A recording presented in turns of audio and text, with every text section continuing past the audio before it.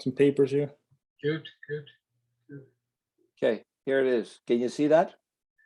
Has shared this. Yeah. Focusing on this on the right here, this here. Yeah.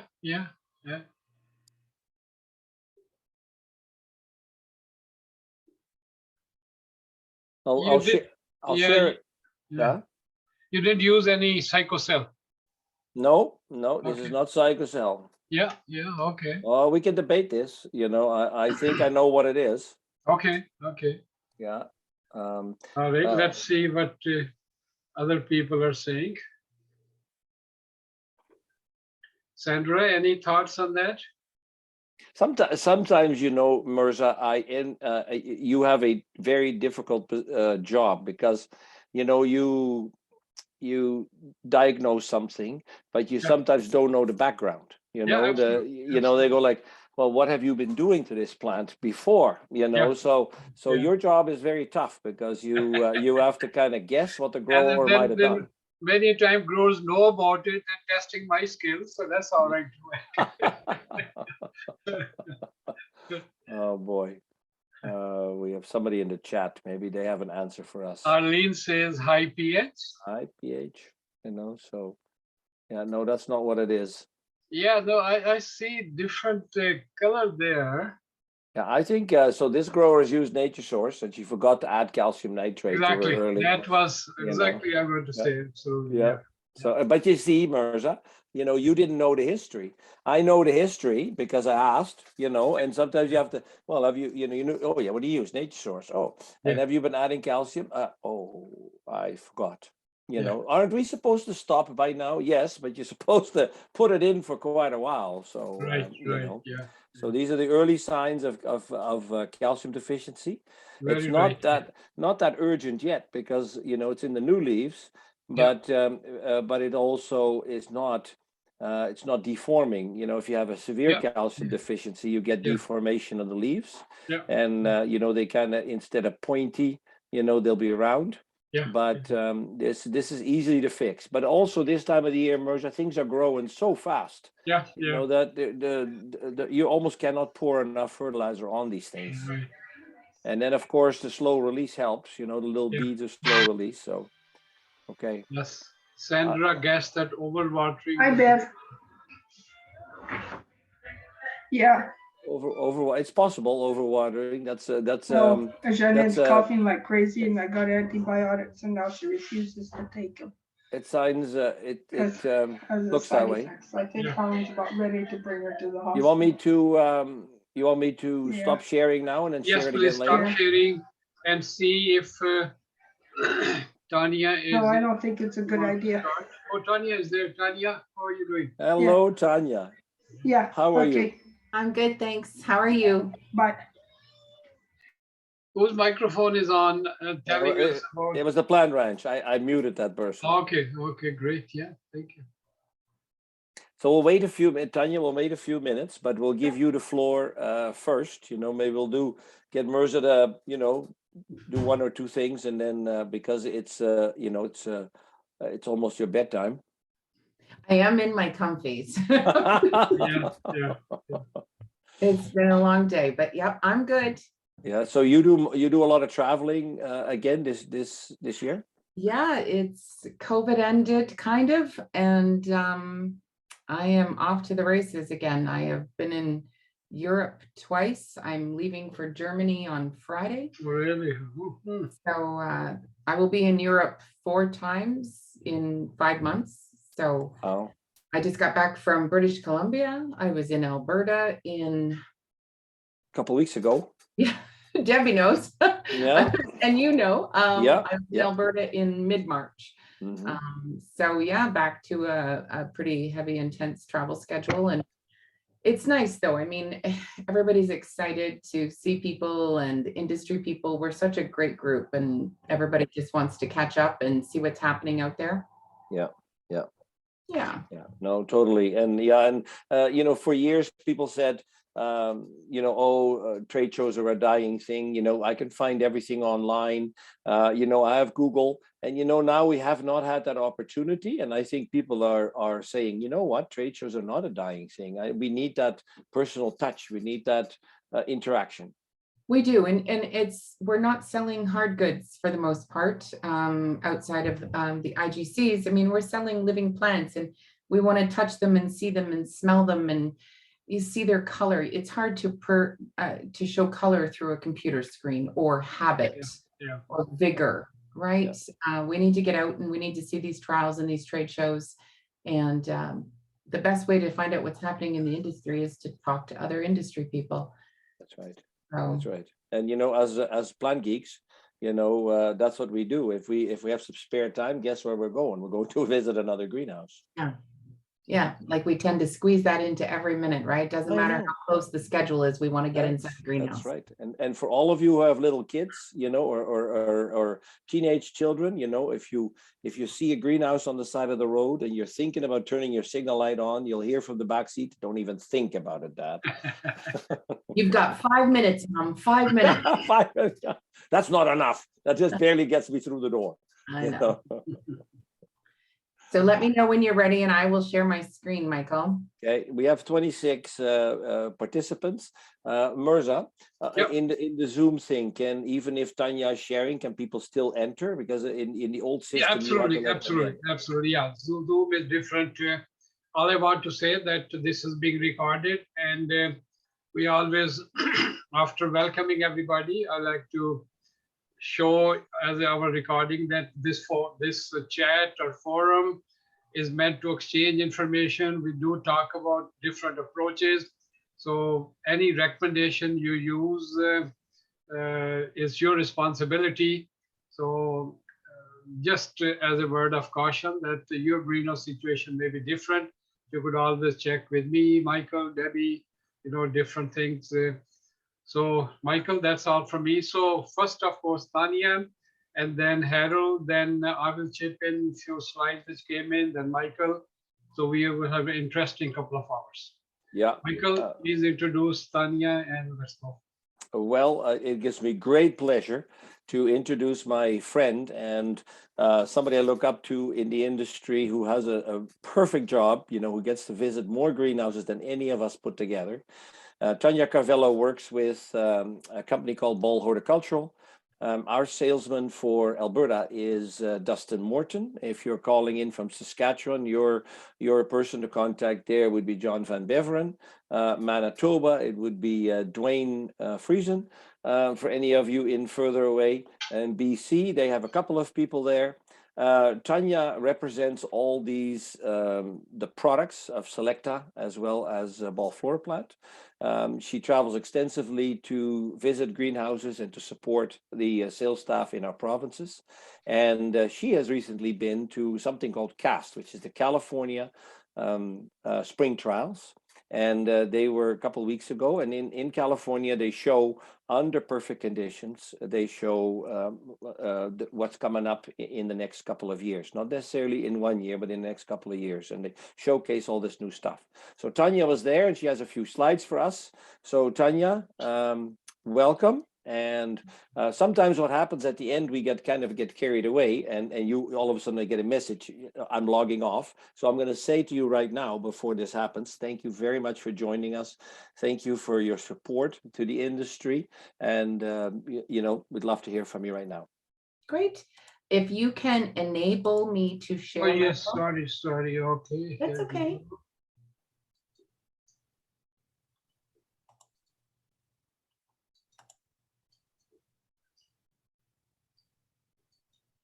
So I was just in California. I was in California from the last week of March into the beginning of April, right when they changed the COVID restriction rules. I flew home on the last day of the old rules, of course. Luckily, I didn't test positive, so I was able to come back home. Annie, are you able to share? Sorry. Are you able to let share? me see if it says the host has disabled participant screen sharing. Okay, just a second. It says remove That's pane. okay.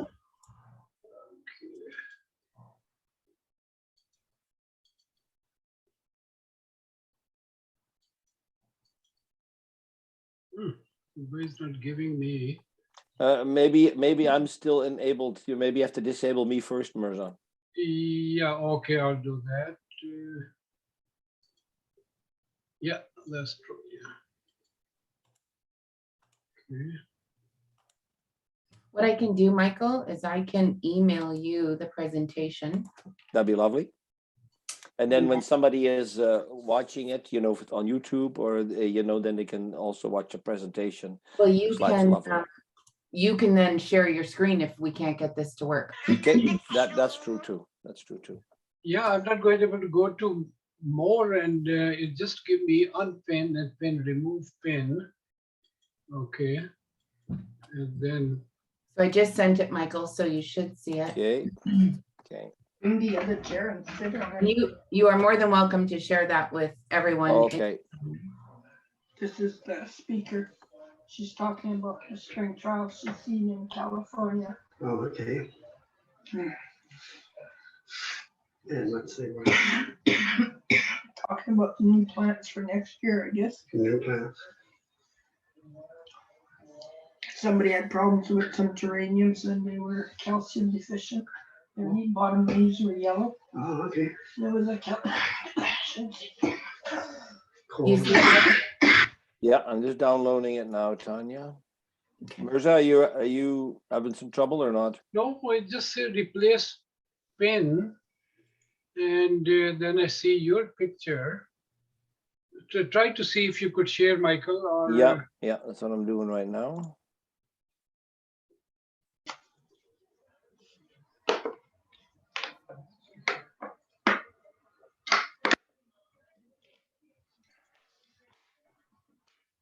Okay, now I see. Okay, got it. Okay. Okay. All right. Okay, I'll stop what I'm doing, Tanya. Okay, Tanya, you're ready. Yeah. It still says I can't share my screen. Okay, now you can try it. I've made you a co-host, so try it. These are all happy. I gotta clean that on the thing. I never did. Here. Tanya, did you try again? Yeah, I'm just trying to pull it up here and see if it'll let me. It should now. I have made you a co-host here. Let's see here. Ta-da! Okay, good. Oh, great. Okay. Good to go. Okay, we've got it. Also, since I've emailed this to you, Michael, please feel free to share it with your group that are on the call this evening and those that can't make it. So it's late for me. So if I seem a little foggy, just give me a Michael, give me a Tanya. All right. Yeah. Okay. Okay. So like Michael said, yes, I was just at CAST, and the week prior to that, I was at Costa Farms in Florida at season premiere, and a little bit different than CAST. Those items are grown outdoors in the elements, and they had a cold snap in early March. So it's also a very good read because it lets us see what's greenhouse grown in California and also what's grown outside in the elements in Florida. And they're planted outside in January. So they're outside for quite a while. So I do have a couple of pictures from there as well, because it's always good to see things grown outside. So first of all, pardon me, we introduced cannonball petunias from ball floor plant for 2022, this existing year right now. And what this series, we completely replaced our Sunspun series, which is our compact early series with all brand new genetics. What I like about these cannonballs is they are a compact mounded petunia.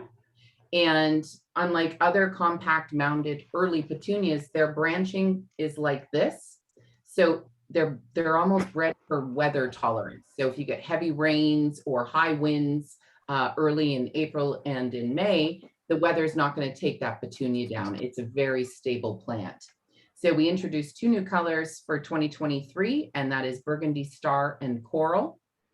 And what I like about these for our region is that these are tested for 4 years and they can go down to a 2 degrees Celsius, which is really great for those of us that like to move items out into the cold frames early on. These petunias don't mind the cold whatsoever. So that is the entire color plethora for the Cannonball Petunia series. So the most important takeaways from this is that they are early, they are compact and mounded, which means they're great for 10-inch baskets, cool tolerant to 2 degrees. And my favorite thing about these petunias is they are a no pinch, no PGR petunia series.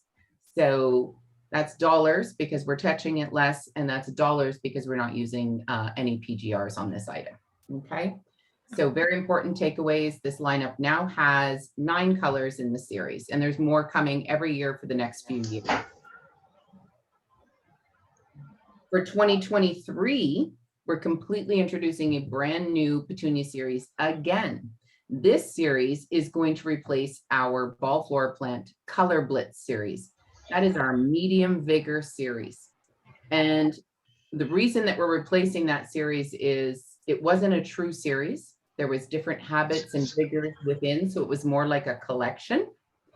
And it was really important to us to have a series. That's kind of what ball floor plant stands for. They like to have series of things, whether it's petunia, calibrachoa, verbena. We want them to match in timing and vigor. It's very important to us.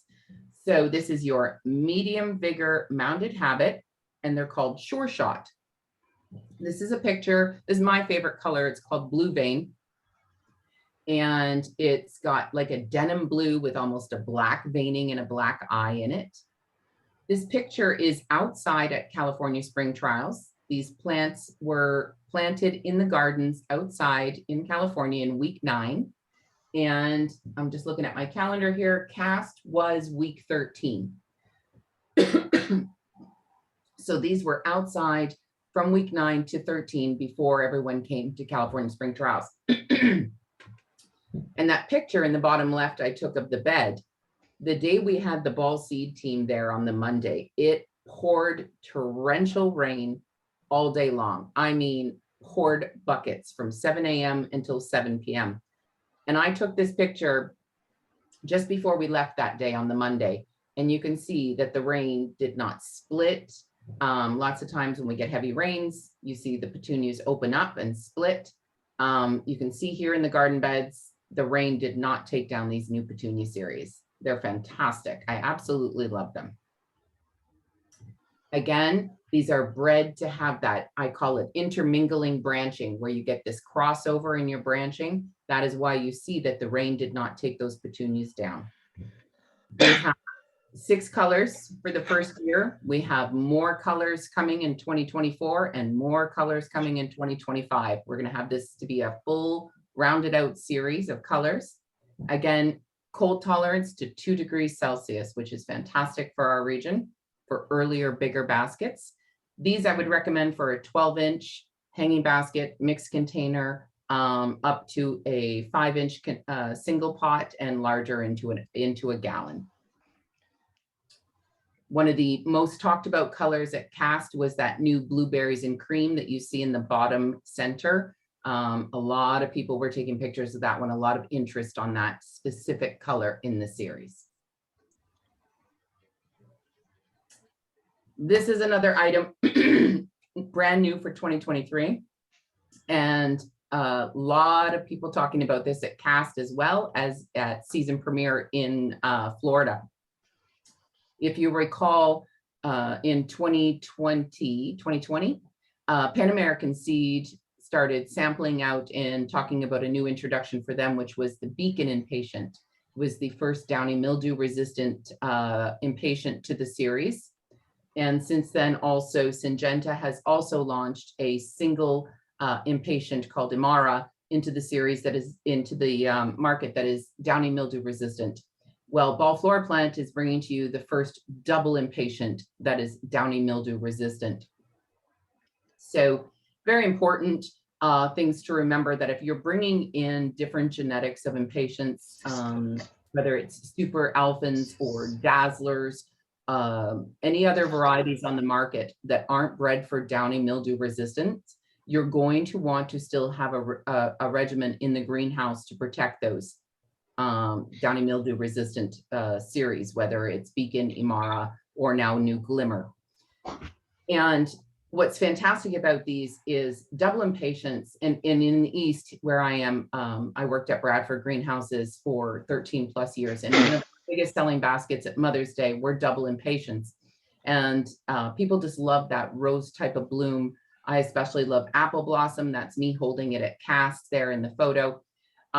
If the end consumer were to have downy mildew in their beds or in containers on their property, the plants may contract the downy mildew. You may see spores on the underside of the leaves, but they're not going to take down this plant. This plant is going to continue to thrive, grow, and push out new blooms all summer long. So that's what's so key about these downy mildew resistant impatient series that are coming to the market. So we're really excited. We're bringing 7 colors to the market for 2023, and I love them. We're actually going to be creating a mix with the hot pink and the apple blossom and the burgundy for a mix master coming soon in the next couple of years.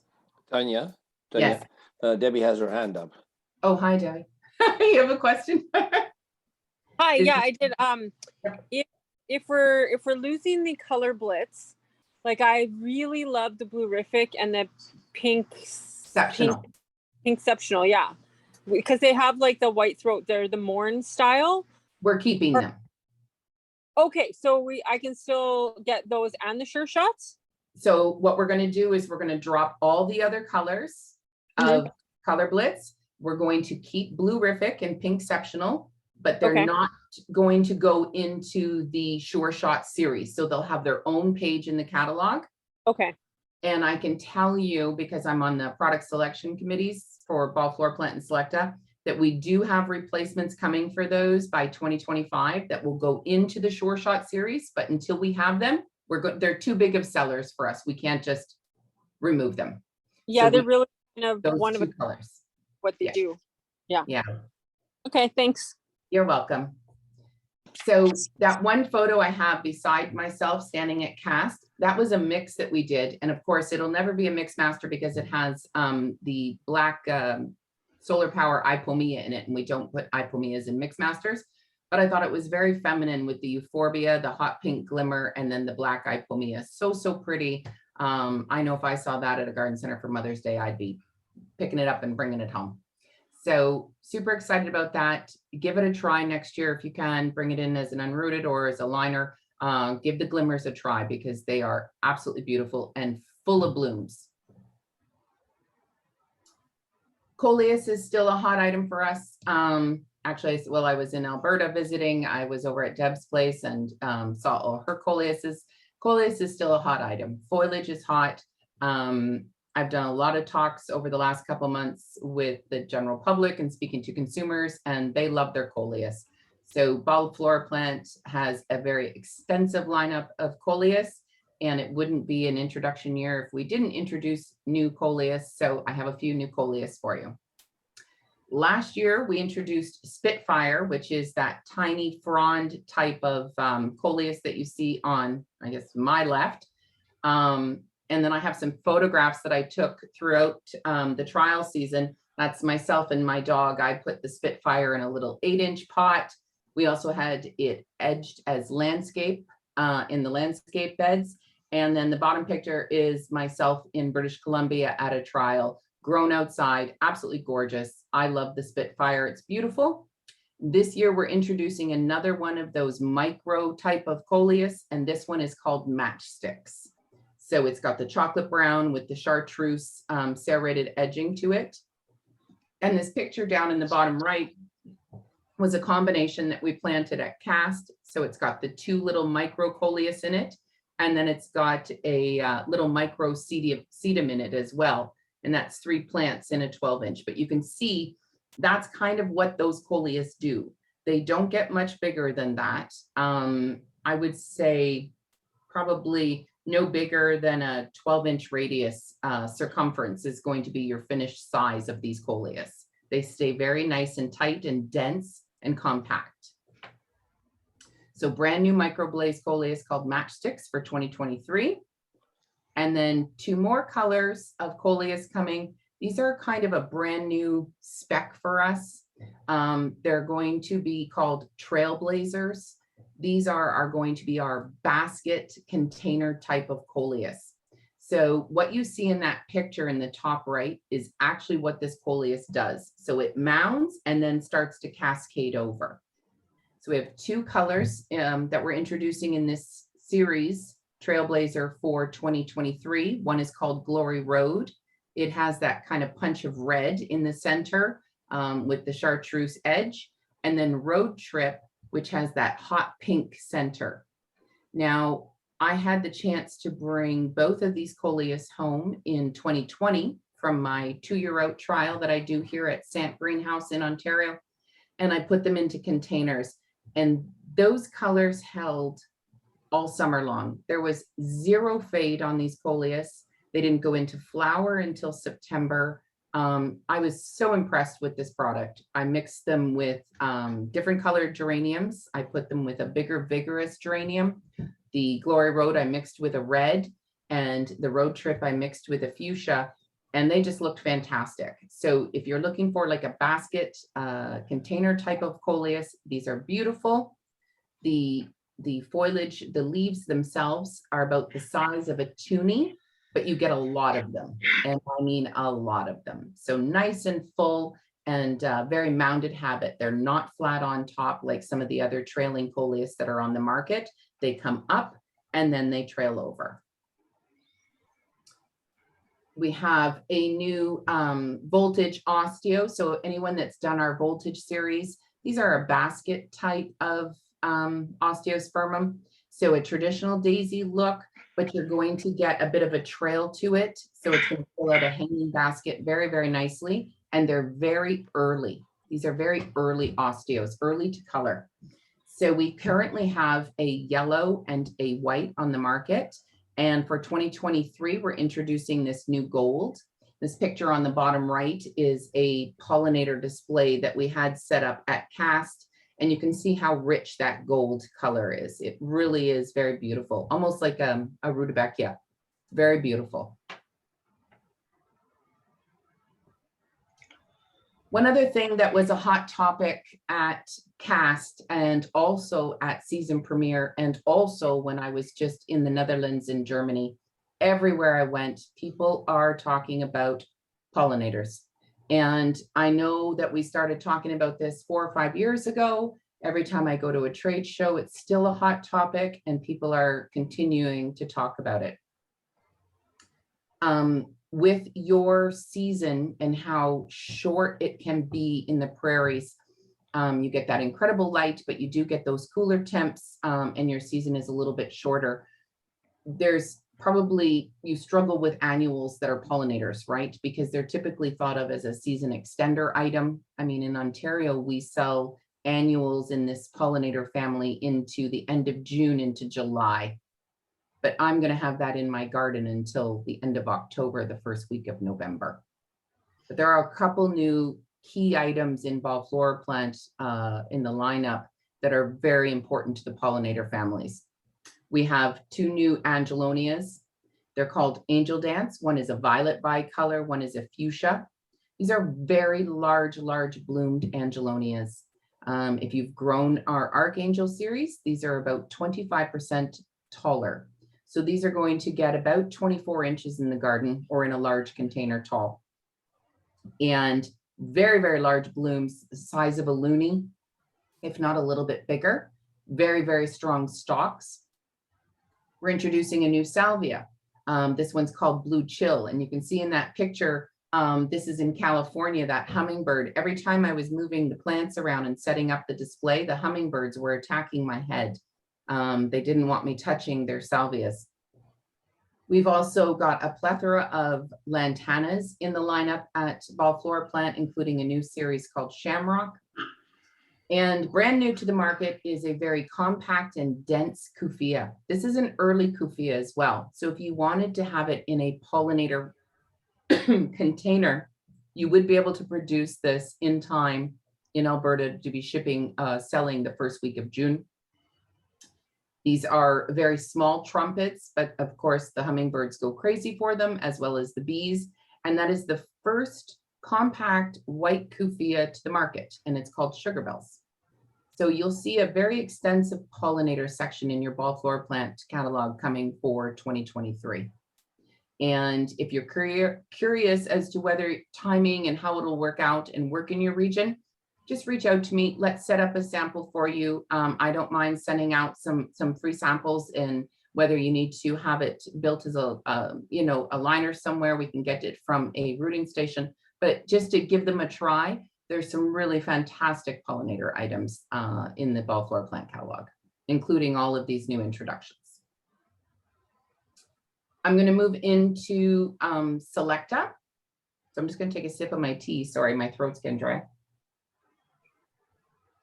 It's a casualty of traveling. Debbie, did you have another question, hun? Because I see your hand is still up. Or your hand is just still up. Okay. Pardon me. So dahlias, Selecta does a ton of dahlias and a wide range of different series. We have a very compact series that require no pinch, no PGR. They're called our Delita series. They go beautifully in a tabletop bowl. Next, we have our Dahlietta series, which is kind of your 4-inch quart size of dahlias. And then next we move into our larger 6-inch 1-gallon dahlias or container dahlias called our Dahlia series. And we have a lot of colors. This is our #1 selling dahlia series. It is kind of our workhorse. And we were really missing this kind of apricot tone, this orange tone. So for 2023, we are introducing this Dahlia apricot. It's a gorgeous double bloom. I had my good friend Max Epp was down at the California Spring Trials cast, and he had one of the blooms in his hand, and it completely covered his hand. So that tells you how big these blooms are. What I really like about the Dahlias bred by Selecta is you don't get a really tall peduncle. So if you're trying to put them on the racks, you don't have this big tall peduncle with a bloom and they're snapping off when you're trying to ship them onto racks or put them into containers. The blooms stay nice and closer to the canopy of the plant. So that's Dahlia apricot. And you can see we have so many colors in that series. Just a fantastic lineup. So this orange really rounds it out. For the Vente series, this is our most vigorous series. This is a series that does well in garden beds or larger containers, 14-inch and up. It has a lot bigger girth than the Dahlias. One cutting fills out a gallon. So really big, robust plants. We're introducing, similar to the Dahlias, we're introducing this mango color. Beautiful double bloomed again. And we're also upgrading Tequila Sunrise. Tequila Sunrise is one of our #1 selling Ventes.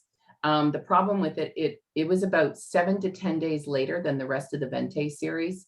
And we really needed to tone that in and make sure it timed out with the rest of the series. So we've upgraded Tequila Sunrise so it will time out with all the rest of the Ventes, and we've added a new mango color.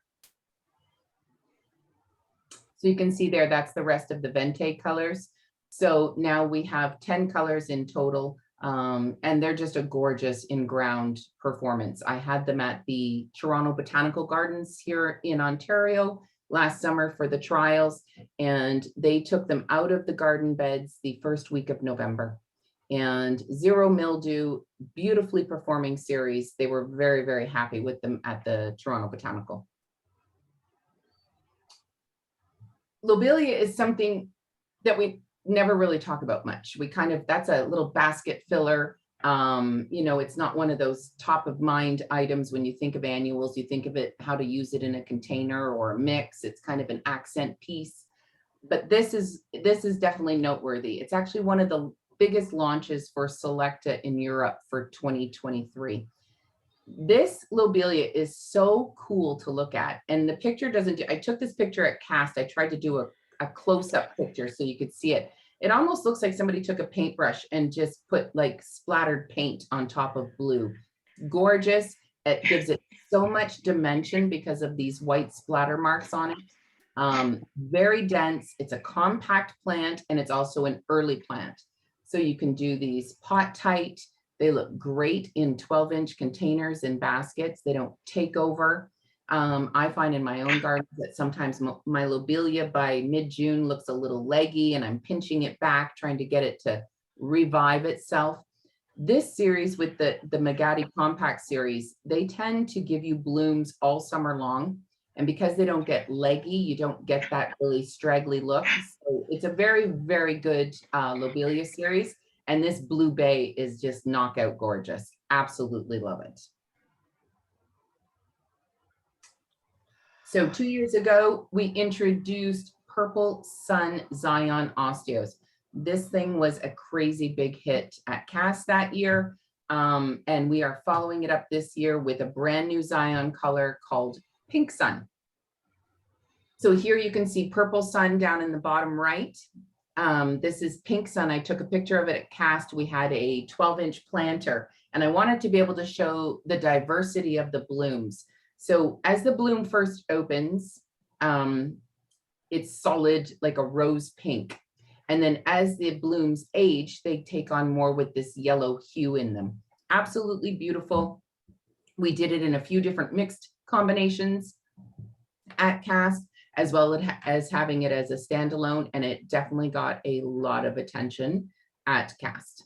So bred for summer performance as well, the Zion series. I know that you will find osteospermum in both your ball floor plant and your Selecta catalogs.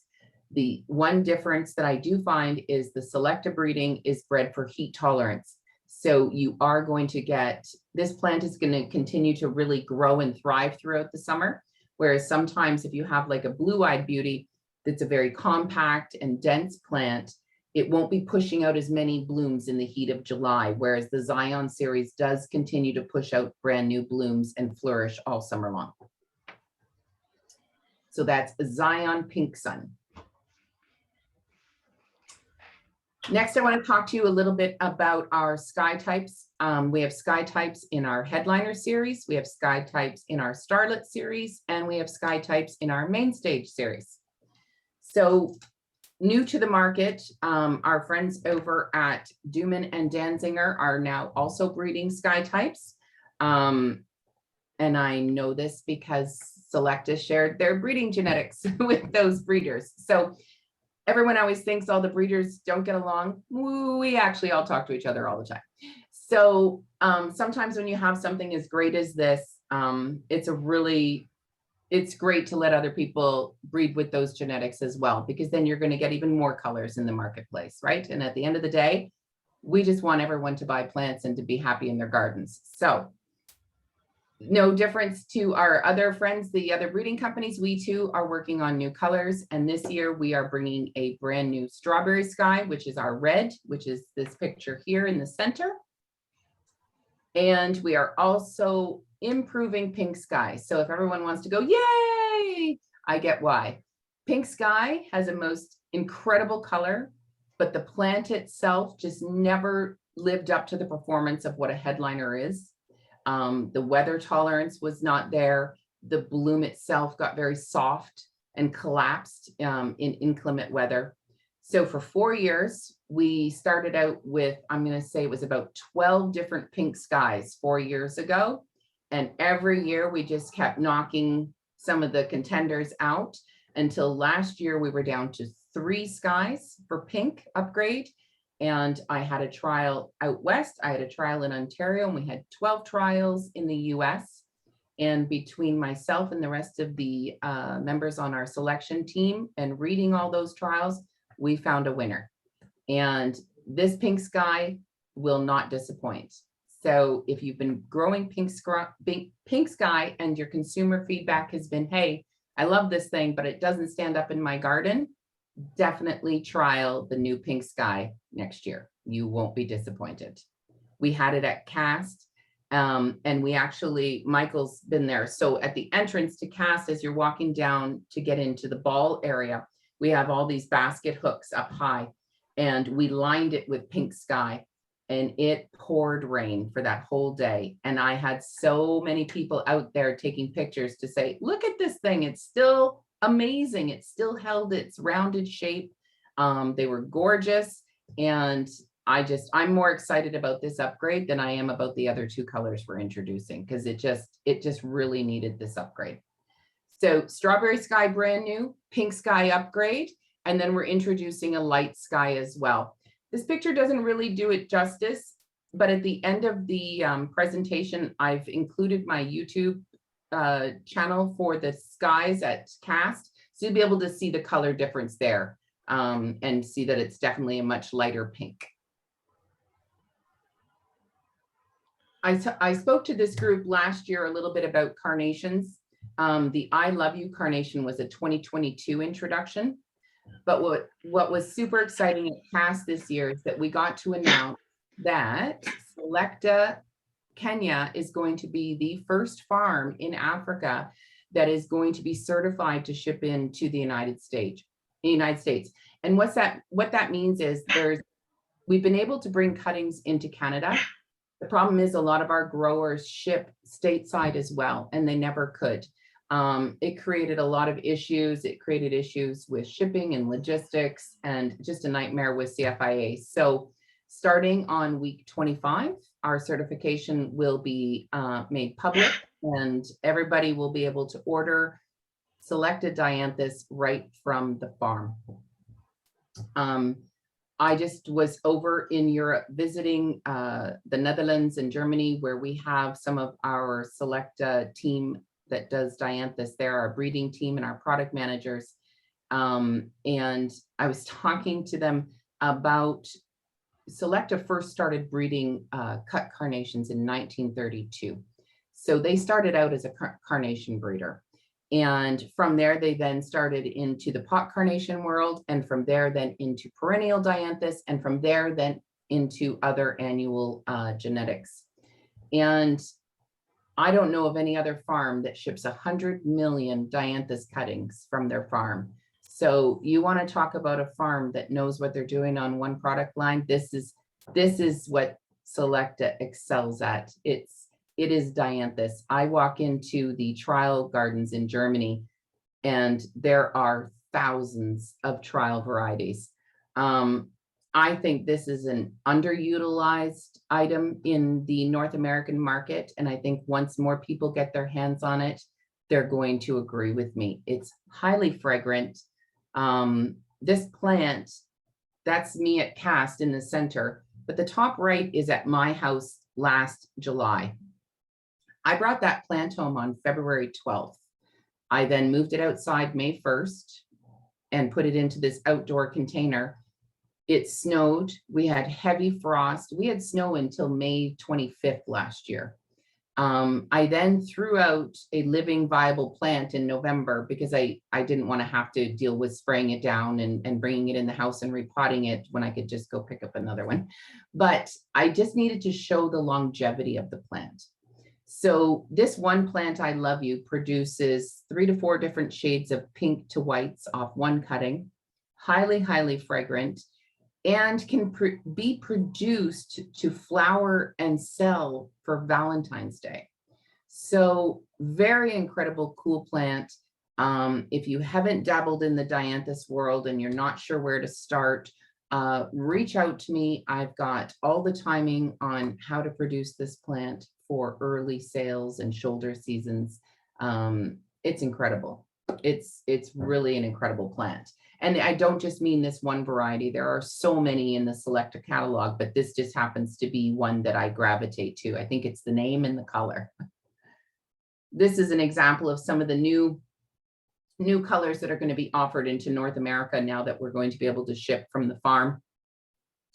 Pink Kisses, I'm sure a lot of you have heard of. We've got perennial series, our D'Adore line and our Everlast line.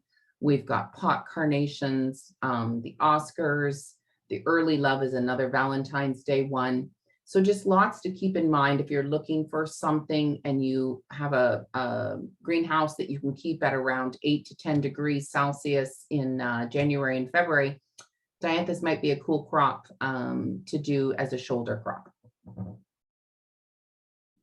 The last item I wanted to talk to you about was verbena. I happen to be a huge fan of the Select Alaska verbena. It's what I chose as my go-to verbena when I was at Bradford Greenhouses.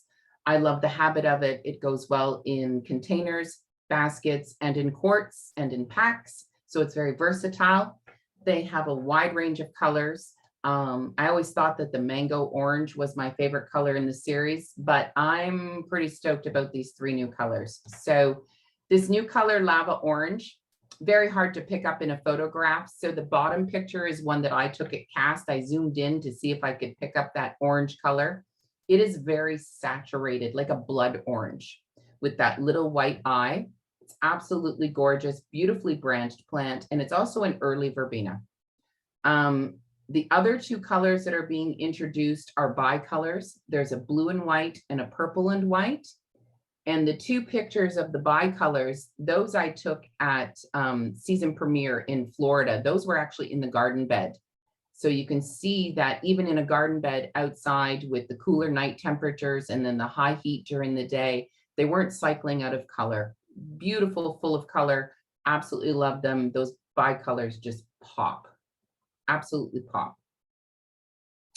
And that wraps up new introductions. And what I decided to do was, if Michael sends this out to everyone, I included some links on YouTube there where I did some video shoots while I was in cast inside the display areas. So you can actually get the vision of what it was like there.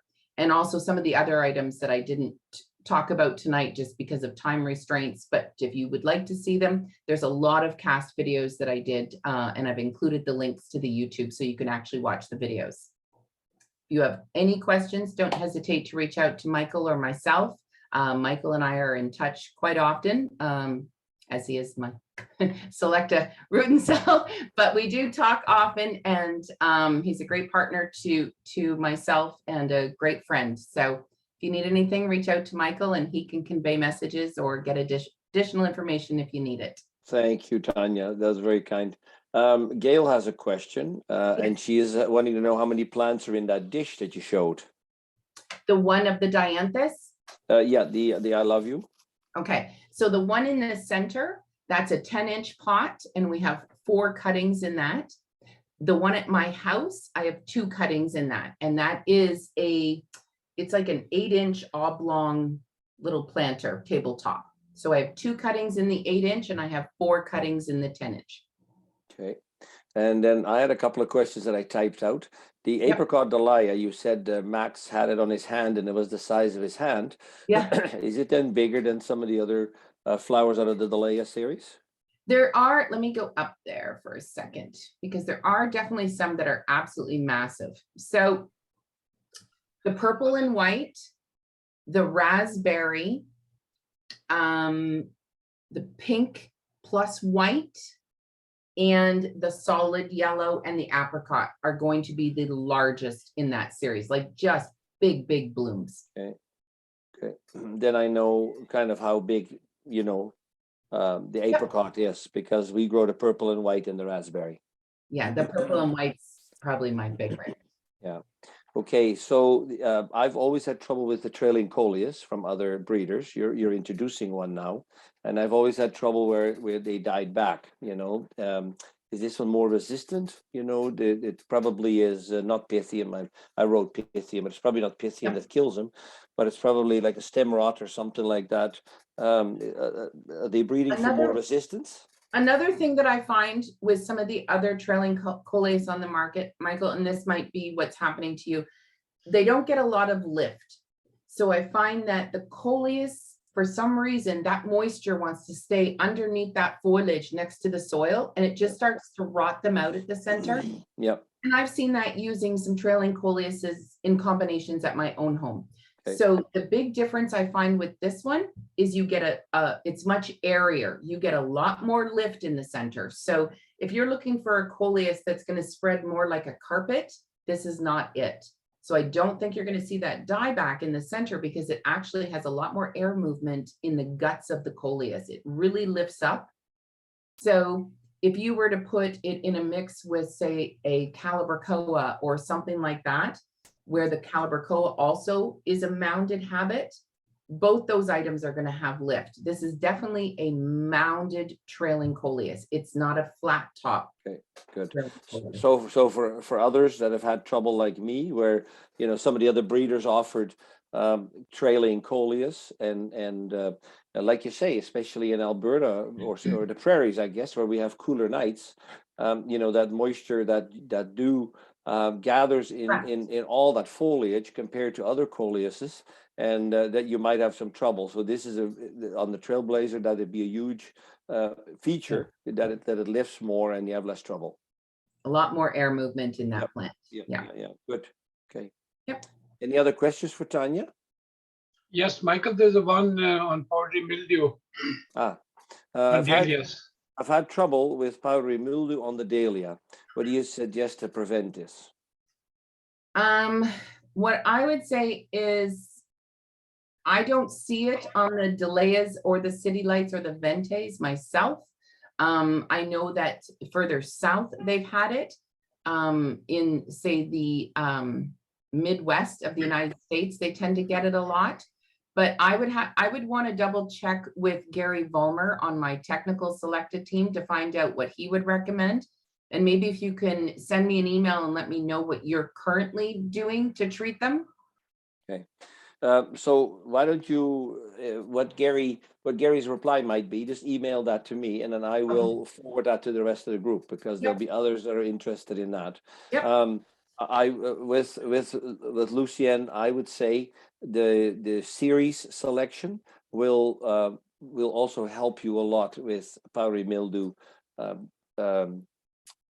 control, like the Ventes, the City Lights, and the Dahlias are the strongest, and we've hardly ever seen issues with powdery mildew. Things like Dahlietta and some of the older ones, you're going to get more of that issue. That's not to knock other series, but that's just to mention one. If you have trouble with powdery mildew, Mirza and I have this beautiful recipe of 1 tablespoon of baking soda in a gallon of water, and that is a very easy way to get rid of powdery mildew on things like Indian mint, dahlias, anything else you have that. Oh, that's a great tip. Thank you. Right, Mirza? Yes, absolutely. Yeah.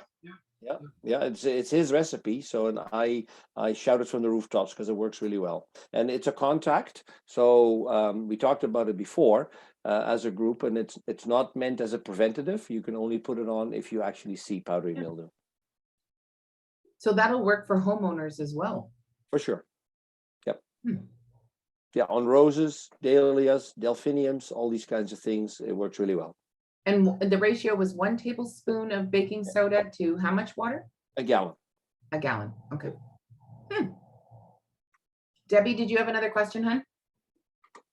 Yeah, there's a third question there, Michael. Oh, let me just scroll to the bottom. I just wanted to comment that on the dahlias, I know a lot of growers have had trouble with the mildew, and it was Edwin Hugendorn who told me years ago, like probably when I first met Edwin, is do not water them after 4 o'clock in the afternoon, because if they go to bed with wet leaves, you're going to get mildew. And we've never had trouble following those instructions. So no water after 4 p.m. Yeah, there's a few things that are susceptible to the powdery mildew or downy mildew, and they need to have dry leaves when it's nightfall. Yeah, and so even if they're bone dry, try to restrain yourself and not water them at night.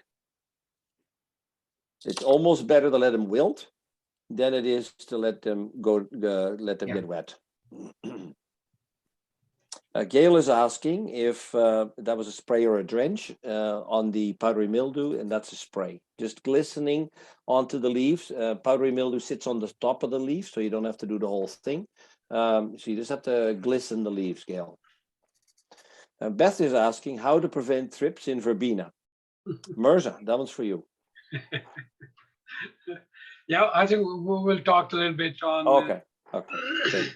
Yeah. Well, Tanya, thank you so much for your knowledge and your time. And I will get back to you about Gary's recommendations. as That well. sounds excellent. Okay. Okay. Thanks, everyone.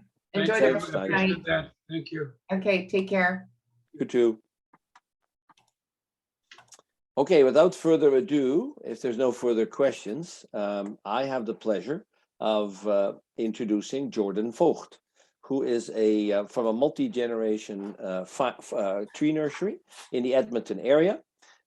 He and I'll let him tell you the rest of the story, you know, how the company started. And Jordan is a nursery man, so they do sell annuals and perennials, but they also sell nursery stock, both retail and wholesale. Is that about wrap it up, Jordan? Yeah, that's perfect, Michael. Thanks for introducing me. And I never heard someone pronounce my last name so well. You must be Dutch. I am. Yeah, you should see how they bastardized my last name. That's beautiful, I bet. Yeah, that's great.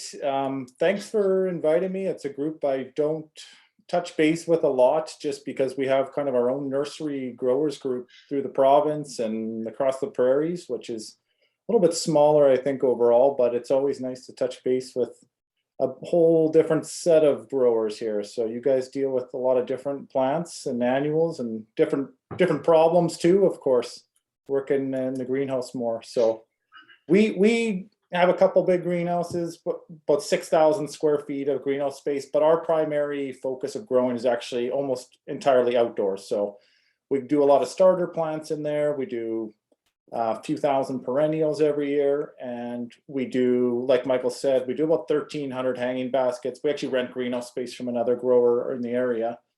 But the annual game is not really our focus.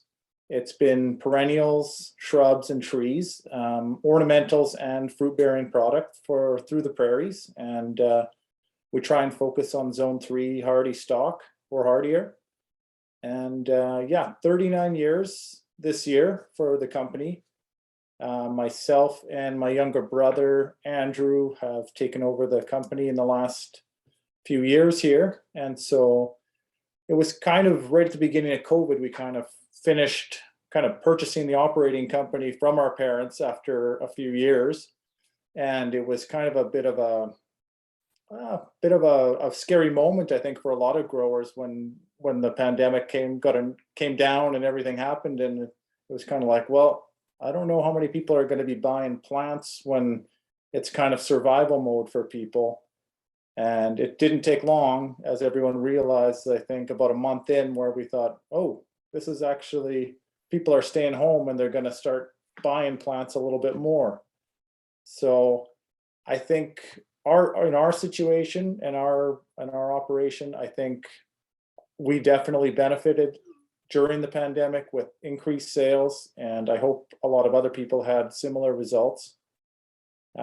We definitely focus on outdoor stock, like I said. So we actually saw a big trend towards things like columnar trees, because it's smaller yards, but we found people went out in their yards and they realized, hey, I can see my neighbor and my neighbor's home too, or something. So we saw a lot of people coming in and saying, I want to use my yard, but I also don't want to see my neighbor. So what kind of trees can I kind of wall off my own yard, make my own little paradise, and basically live in that little box in a way, because they couldn't travel. So we saw an increase in things like columnar trees, and that's also as a result of smaller yards, but evergreens for year-round interest. And then we saw a big increase in fruit-bearing shrubs and trees as well. So those are all things that I would say were the hot sellers and still are continuing, you know, kind of going into the third spring of this.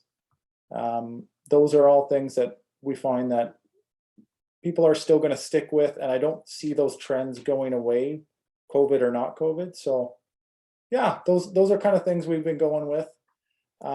Overall, our operation has been expanding. We grow on 50 acres of land in Northeast Edmonton. So we're in a bit of a unique situation where our parents secured this land back in the 80s when it was still affordable, and the city has kind of grown around us. So it's allowed us to be very accessible to the Anthony Henday Drive, which means anywhere in the city we can kind of hop on and go to the south side really quick. So a lot of homeowners have come this way in the last few years. And so we used to be, I would say, more wholesale oriented, where we would sell to other greenhouse growers or to landscape contractors or to municipalities.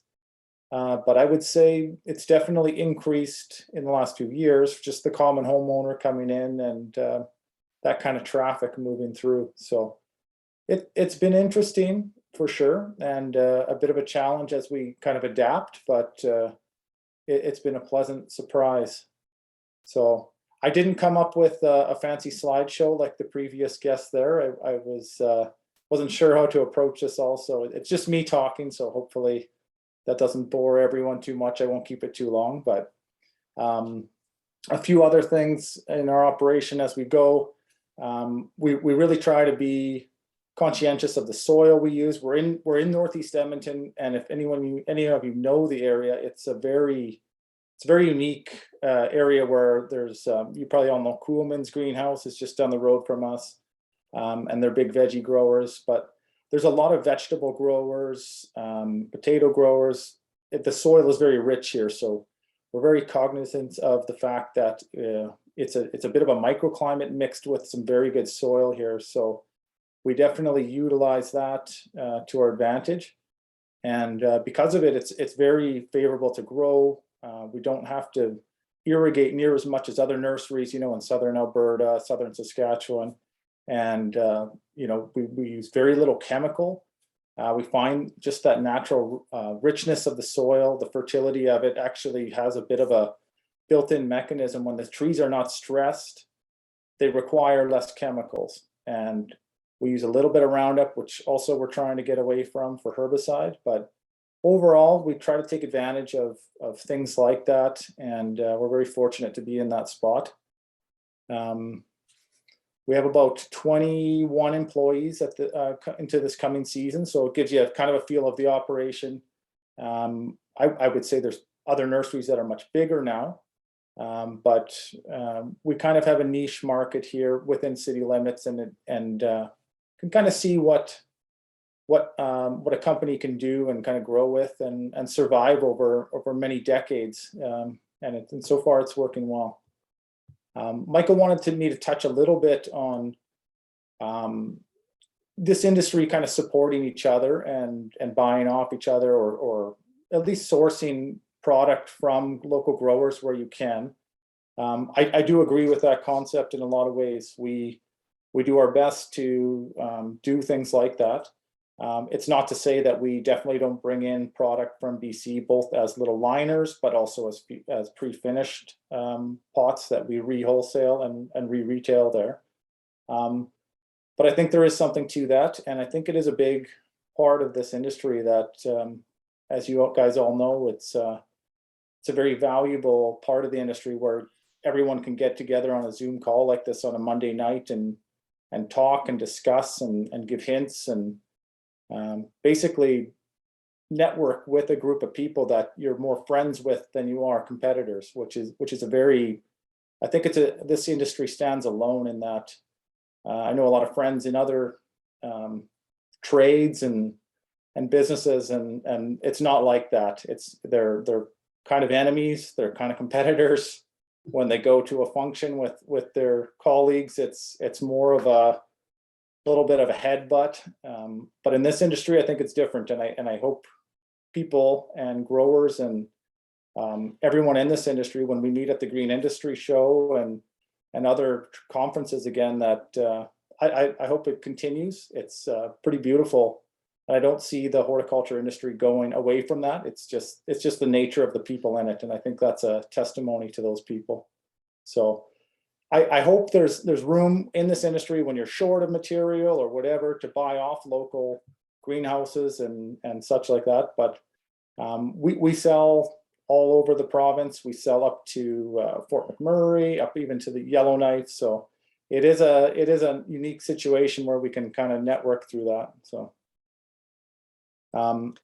I don't know if there's any other things you want me to speak on, Michael, or is there any questions for the group as I rattled off some of those Yeah, points? no, there's a question. How do you start your trees? Do you do softwood, or do you take your own cuttings, or like you said, do you mostly buy liners? I would say in this day and age, the bulk of it comes from bare root liners. So from liner growers, either across the prairies or into BC, where we buy bare root liners in the spring and line them out in the field for 2 to 7 years, depending on the species of tree. Talk about a long-term crop compared to the greenhouse industry, where I'm kind of jealous of you guys sometimes when you're turning over a product in 6 to 8 weeks.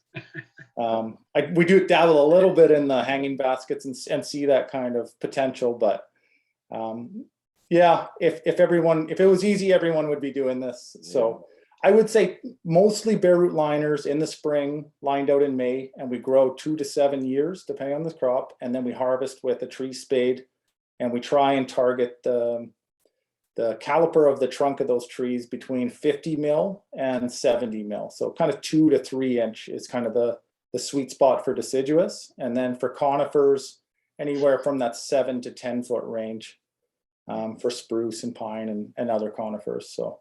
And how long does it take to grow like a shrub, like a 1 or 2 gallon shrub? A 1 gallon shrub can usually be started from a softwood cutting, which we do softwood cuttings in late June, early July. A 1 gallon can be finished in a year, no problem. You can even get a 2 gallon, depending on the species, finished in 18 months. We lack a little bit of the greenhouse space here to do a lot of that. So sometimes we'll buy in 1 gallons or some other sort of liner and put those into a 2 gallon and then finish that over a few months if you get that early enough in the season and it's a heavy enough 1 gallon, for example. Right. For the shrubs. Right. Yeah. And so now we just listened to Tanya, and we are overwhelmed with new varieties and choices and new colors. In the annual industry, how does that work for nursery growers like you? Do you get new types of blue spruce? Do you get new types of whatever like we do? That's a good question. We do, but it's a much longer game. So I think you kind of see the process when you look at these big companies like Proven Winners, Bloom and Easy, some of these other branded companies. They typically start with annuals in their production because they're the quickest cash crop, they're quickest turnaround, they're the easiest to breed, and then they go to shrubs. And same thing, a little bit longer, maybe a couple more years, but over the course of time, maybe you have a bigger royalty if you select, the latest and greatest shrub, like you see these new hydrangeas and stuff.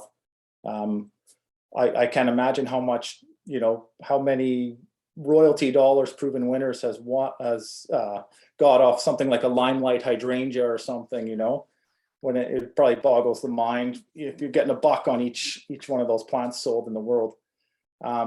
The trees, it's definitely tougher. There used to be a lot more government funding into ornamental horticulture for trees. They used to have stations across the prairies. That really got cut in the 90s. So you'll see a lot of varieties that came out prior to that, from the 70s to the early 2000s. Then there was a bit of a lull as the government cut that funding. And now you see kind of growers basically kind of taking it in their own hands. So most of the breeding in the tree world is done internally in nurseries, passing some genetics back and forth again.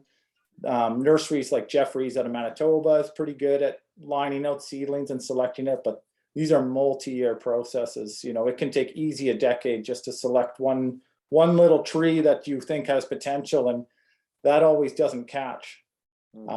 So the big thing there is the longevity of it, but most nurseries, I would say, do it in-house, a little bit of their own, or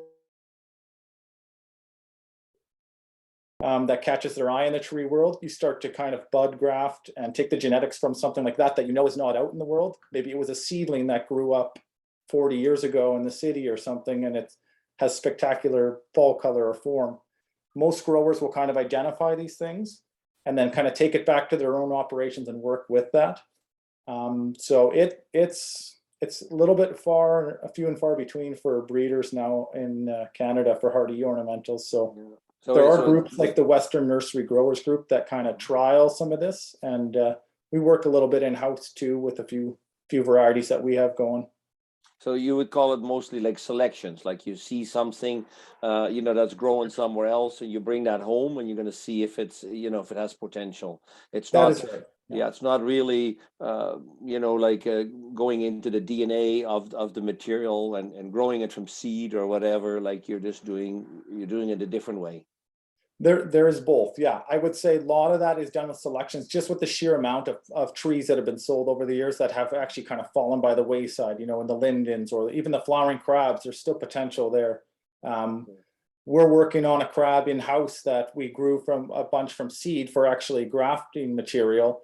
This one happened to kind of slip through the cracks and grew up and with spectacular form, so we kind of left it. This was over a decade ago, and then we realized, hey, this thing isn't producing a single piece of fruit, not unlike spring snow flowering crab. If you guys know that tree, it's a big winner in the industry because people love flowering crabs, but they don't want the mess. So we're working with a flowering crab in-house that kind of we did collect the seed, we did line it out, but kind of a chance seedling that, for example, that we're working with now, and it has superior form to spring snow, a little bit more disease resistant. And so things like that come up in the nursery world that have a lot of potential. Very cool. Yeah. And now, so you're talking about bud grafting. Yeah. So tell us a little bit about that. Like, who does that? Do you guys do that all the time, or is that like we do with cucumber and tomato seedlings to have a better rootstock with an ornamental graft on top, or how do you guys use grafting? Yeah, that's very similar, where you want the superior rootstock, something with maybe a little more vigor or hardiness, but you want the genetics of something that either is fruitless or columnar or whatever. You know what the genetics are. We do definitely do some bud grafting in-house. One of the big ones we do is called chickadee paper birch. It's actually a selection from northern Alberta.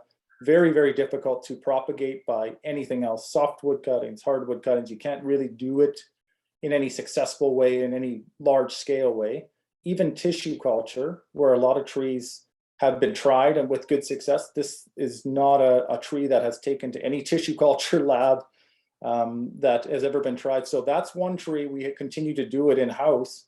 And actually some of the BC guys buy those liners off of us, for example. So that's a big one. And then otherwise we dabble with some of the flowering crabs or lindens that we have that going that have potential.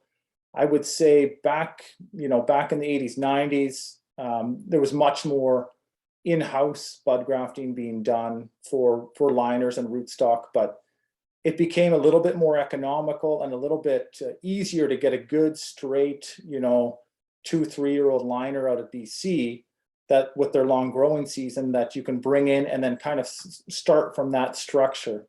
So certain things became more economical to go there, and then certain things are still done on the prairies, where other provinces lack either the intellect or the technique, because certain times a year there's kind of a few trade secrets in that way. But most bud grafting is done historically in August, but there is some potential to do some of that in the greenhouse actually in April and May. So we dabble a little bit with that as well. So it's basically for the hard to propagate material. It's not just something you do all the time. And this birch, that sounds really interesting. So does that have can you give that a name because you guys started doing that, or do you get any royalties from that thing, like proven winners or not?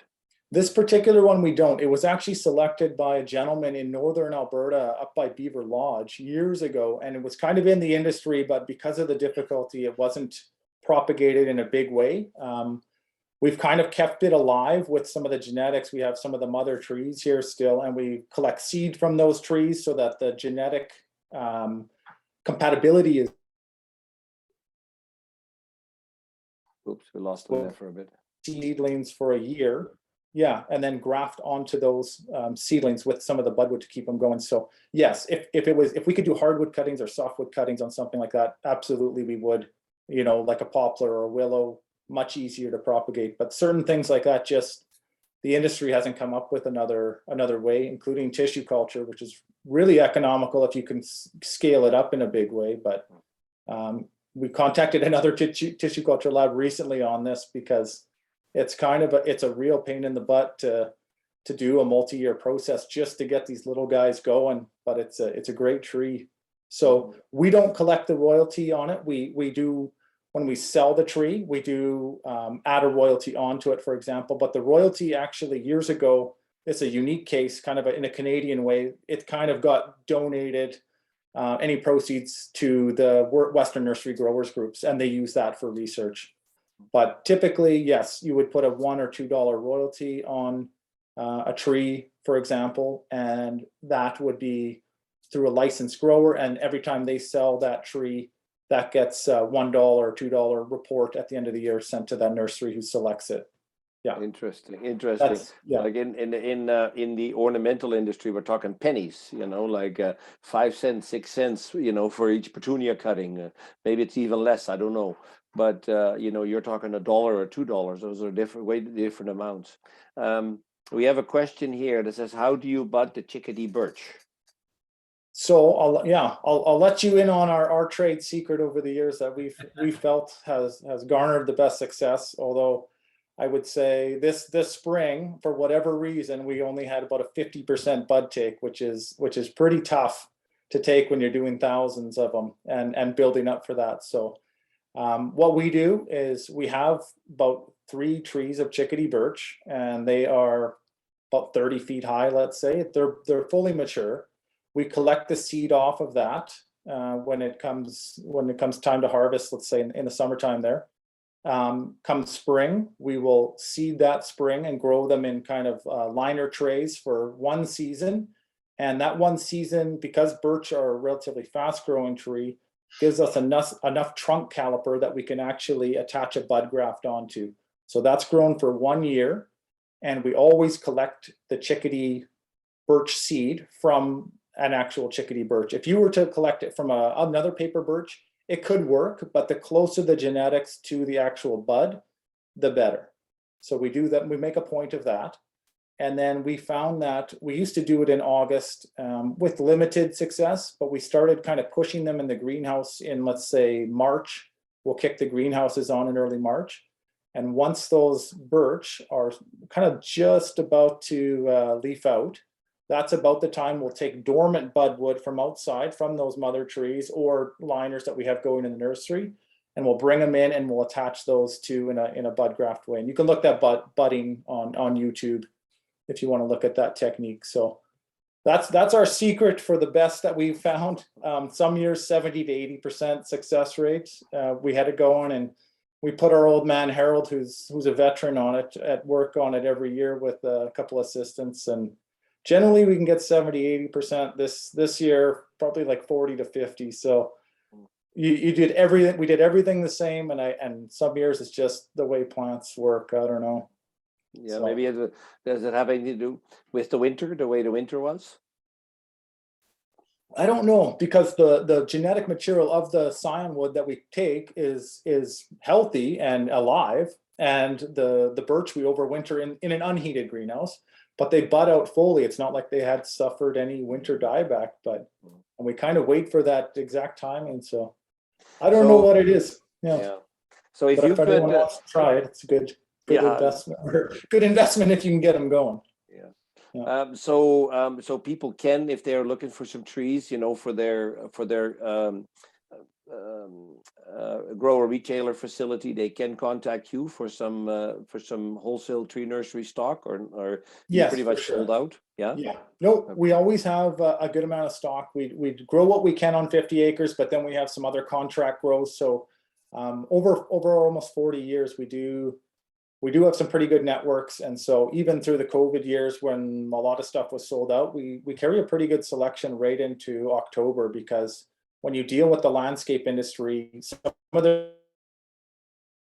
biggest projects are in the fall. A lot of people are surprised, oh, you must be sold out by July, August. We are constantly, even if we have the stock, but even if we are low on something, we'll reorder and have it ready. So if it's available, we'll typically be able to find it across Canada. So we do offer a wholesale rate to other growers.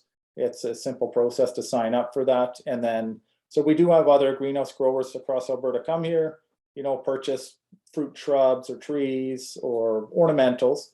and then kind of re-wholesale it at their own greenhouse, just as an added item for sure. If they're just doing annuals, for example.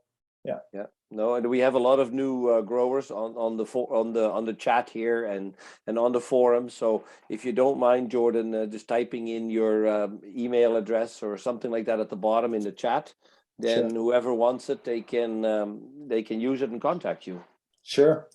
That's our email address. And then obviously our website is a good resource, and you can see some of we tried to create our own plant search. You can sign up to these giant plant searches for North America, but we're kind of trying to keep it a little more local too, where you basically, we've taken local pictures, which is nice for one, but we've also put on sizes, heights and widths of trees and shrubs that we know to be true if you were in Alberta.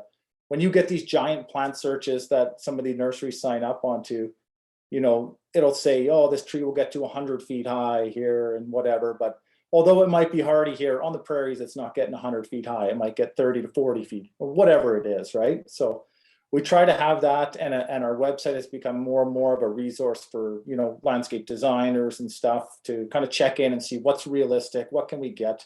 It's not an availability by any means. We don't have a good inventory system set up, but you can always send a list over or inquire and say, do you have these? And we respond really quickly with a quote or an email and answering any questions.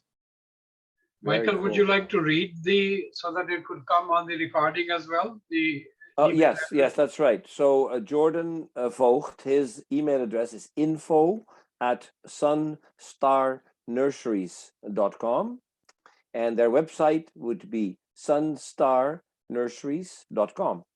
And and then so you can log on there if you were listening. Great. Yeah. Okay. Thank you. Well, Jordan, thank you very much for your input and I have one final question. What are your 5 most favorite trees? Oh, 5. 5. My number 1, I would say, is Ohio Buckeyes. I really like them. Just that exotic leaf kind of looks like a chestnut, but they're tough as nails for pretty much anywhere in Alberta. You get the nice fall colors out of them, and then the interesting bark. I do like a lot of the lindens available, and actually we are another one of the trees we're working on in-house is a very nice upright and uniform American linden too that we hope to release, and some of the nurseries in BC have picked it up. So coming down the road, there's a new one in my own selection called Curb Appeal American linden. So you can look out for that one. So I'm biased, but that's one of my maybe my second or third favorite. But okay, yeah, Ohio Buckeye is probably one of my top ones. Yes. Okay. Yeah. Good. Okay, Jordan. Thank you so much. Yeah. Yeah. And if there's any other questions, you now have a way to contact Jordan. They are on the northeast side of Edmonton. And like if growers are further away, would you ship? How would you ship? Yeah, we usually ship either through common carriers. Most places we can skid and ship out that way. Like I said, we ship as far away as Yellowknife to a garden center up there. So we got good relationships with a lot of good growers. Awesome. So where there's a will, there's a way. We make it work. And I like the comment in the chat. I thought we only had 5 trees. That's a good. You got to go to the website and see the list. You'd be surprised how many trees you can grow in Alberta. I know we're sometimes stuck with a few, but that's a good one. Yeah. So, well, Jordan, thanks so much for your time and your input. We really appreciate. And when you say you like where growers buy local, and that is what this is all about. Support us close by with the increase in freight costs. You're having things shipped from elsewhere, especially something as large as a tree. Even a 1 gallon takes up a lot more space than 100 petunia cuttings. So I can see that freight would be an issue, and here's some ways to mitigate that. Absolutely wonderful. Yeah, great point. Thank you, Jordan. Well, thank you very much for having me. Yeah, I got to run, everyone, but appreciate you guys having me, and all the best with sales this spring. Thank you so much. Thank you, Jordan. You too. Okay. Have a great spring. You too. Okay, Mirza. Should I go ahead, or you want to go first? Whichever. No, I should reshare that picture because we had a few people that came late. If you give me control, then I'll share that one picture that I had of the. You are co-host, so you have the permission. Okay. Go ahead. All right. Share. Oh, I'm in the wrong screen. Here it is. Okay, so we shared this picture earlier, and we had some good feedback on what this might be here on the right and even here on the left. And I commented to Mirza, I said it's got to be hard to do diagnosis, because if a grower to send you a picture like this and you don't know the background, then the diagnosis might be harder. So this grower is using Nature Source and forgot to use the calcium nitrate earlier in the season. So as plants start to grow very fast with good light that we're having right now, as you can see some early deficiencies of calcium.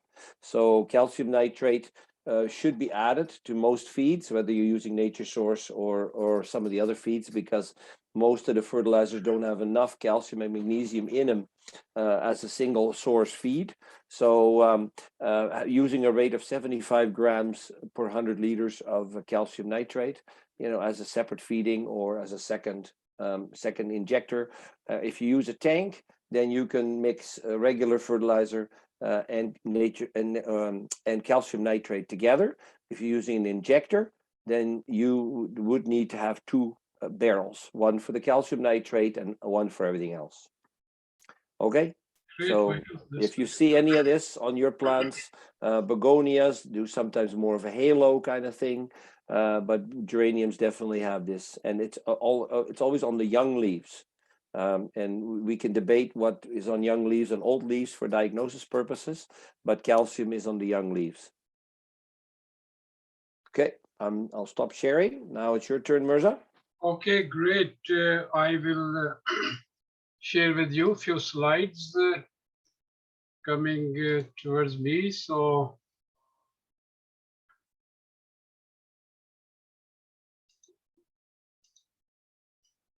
okay, I will go into slideshow mode.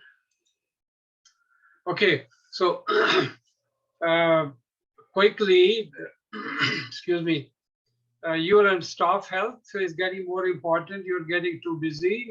I visited a few greenhouses and everybody was running around, not taking lunch breaks or coffee breaks. Second, I was asking people question. Do you think some people got away with plants without paying? Anybody has an answer in the chat? Is that possible in a greenhouse? That was one question. Plant problems encountered at the 11th hour. Is there a good fertilizer to maintain the health of the plant from now onward? Your health, of course, fatigue is setting in because too busy planning everything, selling everything, tired physically and mentally, cannot sleep due to excitement and mood swings as well. Some growers shared with me that their mood do swing quite a bit. My general recommendation is that avoid lots of coffee. They do dehydrate. Sugary stuff, donuts, you get high and then real low. Stay hydrated. Take a dedicated break for lunch. Many growers do that. Some growers depend on their relatives to prepare lunch. Lunch is already prepared as well. Eating a balanced food. Michael and I have talked a lot on this subject as well. Eating healthy, less sugar. Avoid constipation. That's one of the worst ones you could have, I guess. So staying healthy is very important, at least till end of June. Plant problem keep on coming. I did show that last time as well, but few others. Early calcium deficiencies, like Michael showed, the leaves could also, at a very early stage, could start rolling inward as well. That's the calcium shortage could do that as well. Very high light will do the same thing because the transpiration, loss of water under high light, plant only absorb water and then calcium doesn't move. So shortage of calcium has multiple reasons. Of course, what Michael showed was that calcium was not applied, but in many other cases, if the temperature, very high light is there, then the plant will only absorb water for transpiration, and calcium is not absorbed. Plant would selectively absorb water to keep itself cool and not absorb any nutrient. And calcium is the first one which will show up. Same thing here, very high light condition, leaf curl, and calcium is involved here as well. The picture came in this one, dianthus, and the growers noticed general yellowing, just correlate this yellowing with those geraniums which Michael showed, and dianthus, and then later on start having tip burn like this as well, and that's a calcium. In this case, grower was using calcium, but lower than recommended rate, 0.5 grams per liter or 50 grams per 100 liter. Normally 0.8 grams or full 1 gram would go as well at this time of the year. I showed this last time as well. Plants are mature. The pH in this case was 5.2. So toxicity due to iron could also occur. This was an interesting slide which Michael and I discussed. Crazy tunias. Michael and I discussed it, and Michael mentioned that there could be a virus because in the genetics sometimes some plants are not virus indexed. So I suggested them not to throw them, but keep them on one side, take precautions, and let's watch it. How this flowers were beautiful. Look at the one at the bottom. A little bit of discoloring was there, but my recommendation was to keep it, not to throw it, and let's watch it a little bit more. Would you have to worry about transmission because? Yeah, especially to tomatoes. So that's why my recommendation was to keep it in one area. Okay. If you're doing any pruning and handling, do at the end, wear gloves type, so that, yes, absolutely, that is the concern. But the health was so good that I was reluctant. It was only one variety, so it could be the genetically there was a virus there. So this was my recommendation to them. Leaf spots, different type. This was a problem with the miscalculated fertilizer. The EC went to about 5 on the leaves and just caused physical damage. Could also be caused by any spray damage. If you don't, even with any chemical you spray, you have to check the pH. If sometimes pH could go very acidic or very alkaline, generally neutral pH 6.6 to 7 is recommended for pesticide application and efficiency. The cold damage, these peppers I did show very early in the season that this picture came in. They did recover. I thought it was just as a water stress on the plant. But any yellow, any purple coloring on the tomato is a phosphorus deficiency, but caused by temperature when you're cooling them down. This was another case of blotchy ripening in tomatoes. This is a commercial tomato crop. And when you cut it up, it was very corky inside, and that's an indication of more watering, irregular watering. When growers go wet and a dry cycle, you always look at, if cut the tomatoes up, it's corky inside, not juicy, then your watering is not adequate. And that's one of the most common problems with the vegetable crop, how much water I should be giving them. Commercial vegetable grower know very well based on the light condition. If the light is 100 joules of light, then we give them 300 milliliter per square meter. But for smaller growers, you just have to guess. They don't dry out, just to take up the pot and see if they're not drying out. Viruses are coming into tomatoes now. This is a recent picture. Early sign, a little bit of drift was coming in. Excuse me. And it doesn't take much, Mirza, as far as drift. It doesn't take much, absolutely. It's very sensitive to, this was part per billion situations. So. Tips to maintain the color. This was one of the common questions. Now that you have grown it, your greenhouses are open, some are May 1. So what is the good feed? Generally, growers will withdraw nitrogen, and I always say, no, don't withdraw the nitrogen. Management is important. Finishing feed should be all nitrogen.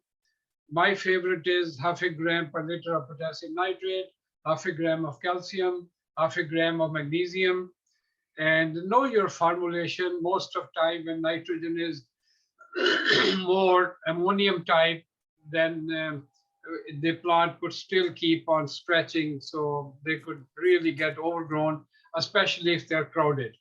Be aware of urea nitrogen. It's a fast acting. Many times some of the cheaper fertilizer may contain urea nitrogen.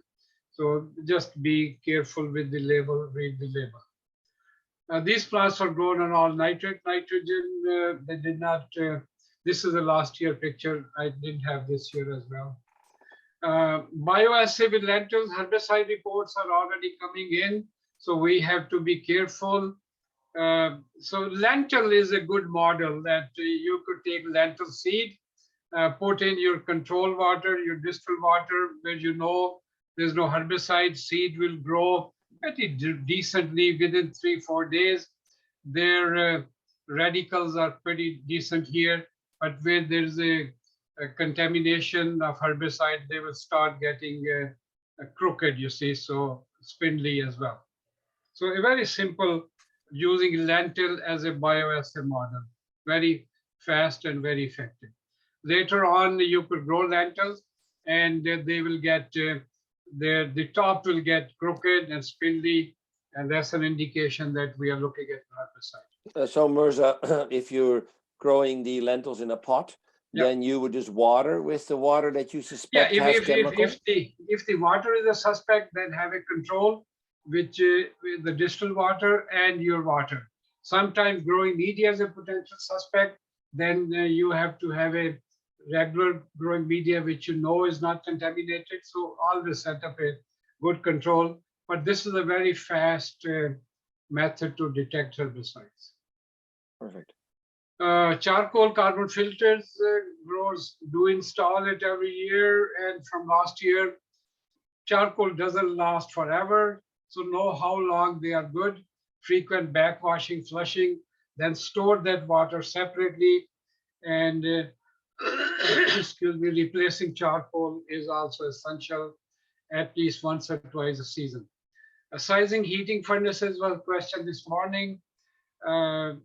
36 by 70 greenhouse with 17 feet height. This is a rule of thumb which I use for Alberta condition, 150 BTU per square foot for Alberta condition.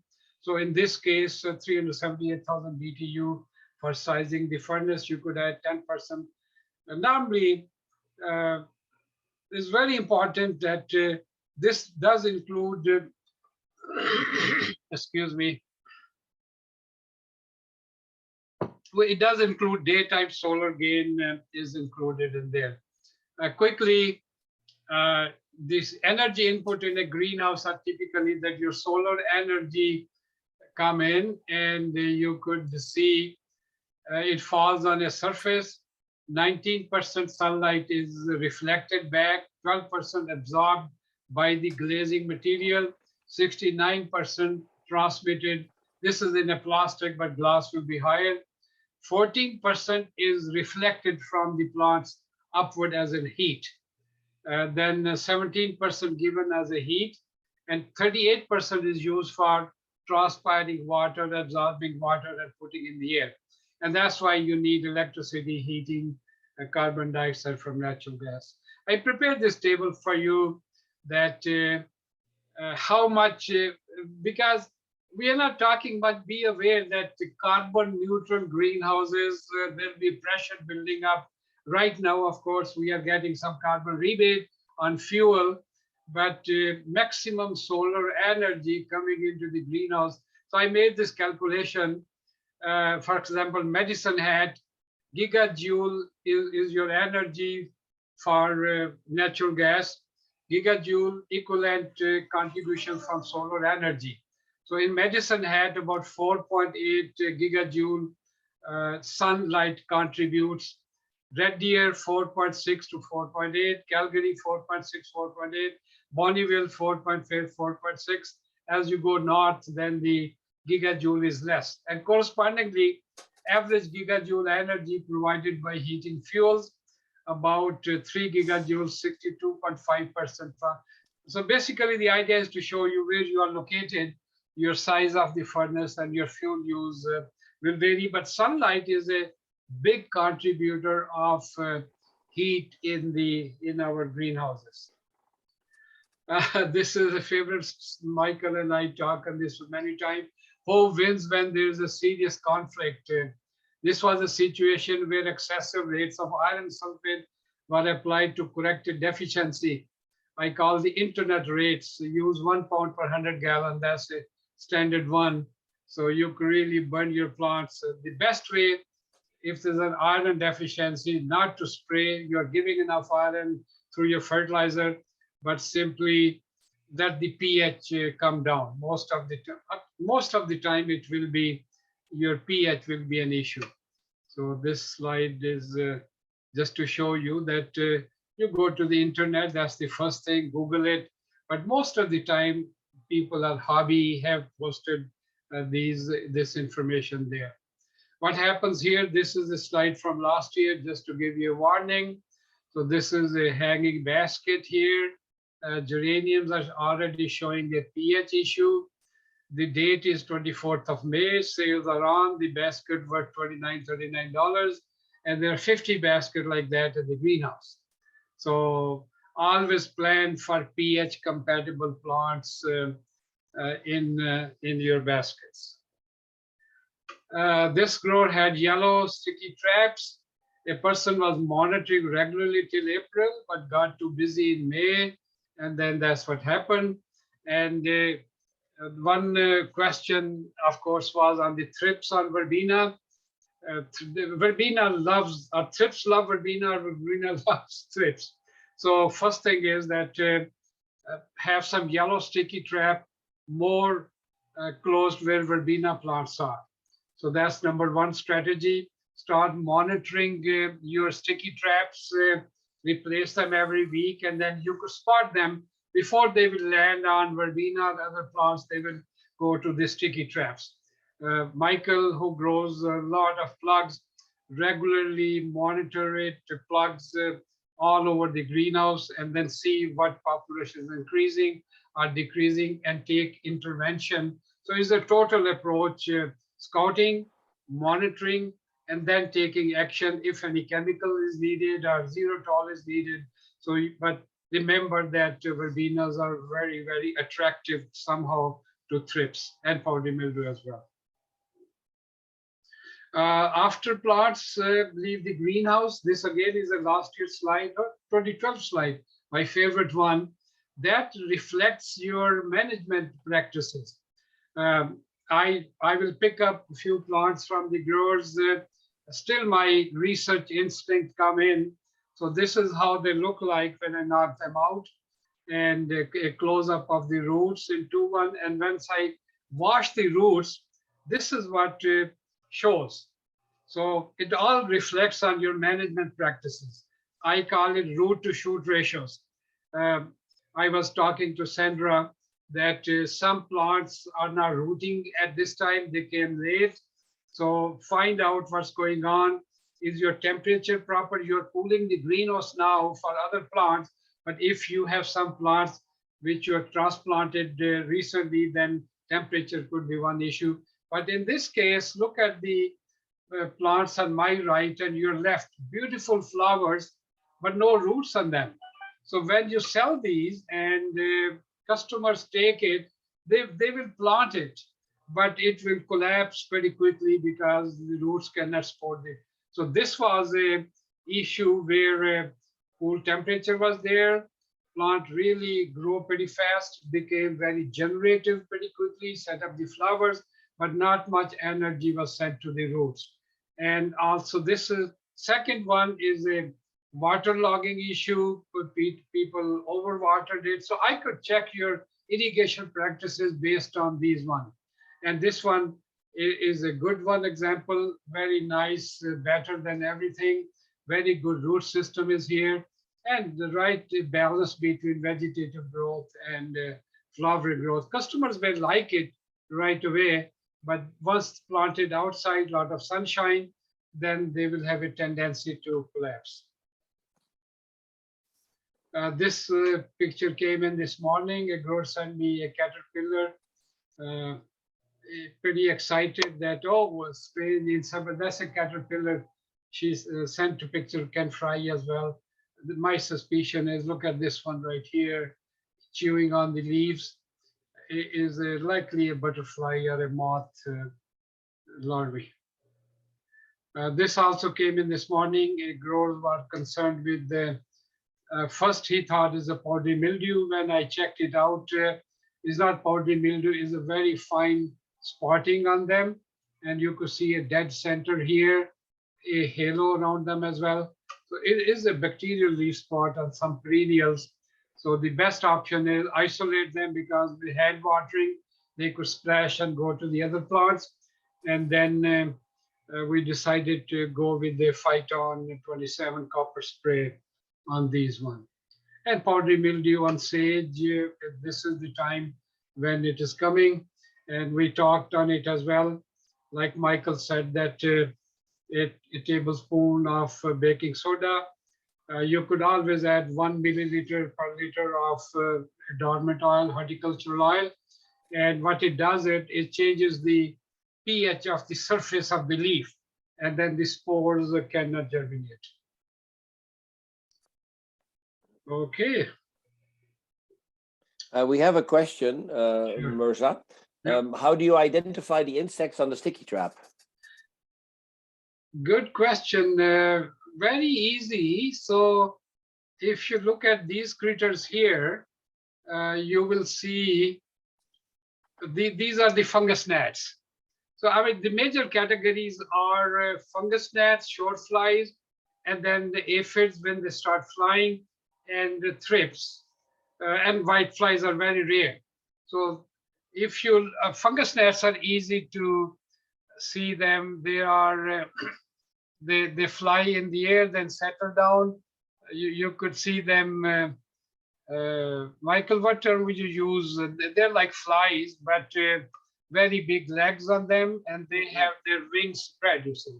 Yeah, So there's two types. You know, there's fungus gnats and shore flies. short flies, yeah. Yeah, so the shore fly is the one that you see that comes out of the crop most of the time. That's a shore fly. Yeah. And it looks like a fly. It has wings that are spread out a little bit, you know, Yeah. and they have long legs.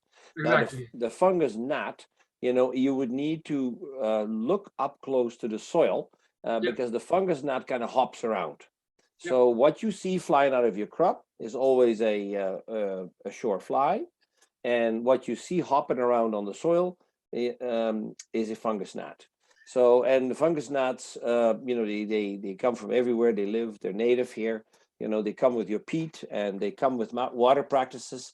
You know, you'll always have them. You know, it depends on your management on how many you have.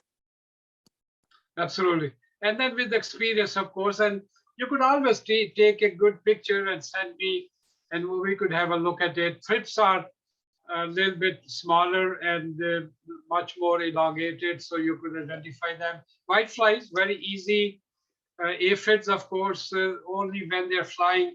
But in this trap, I remember, Michael, we did found one of the predator as well, where my cursor is.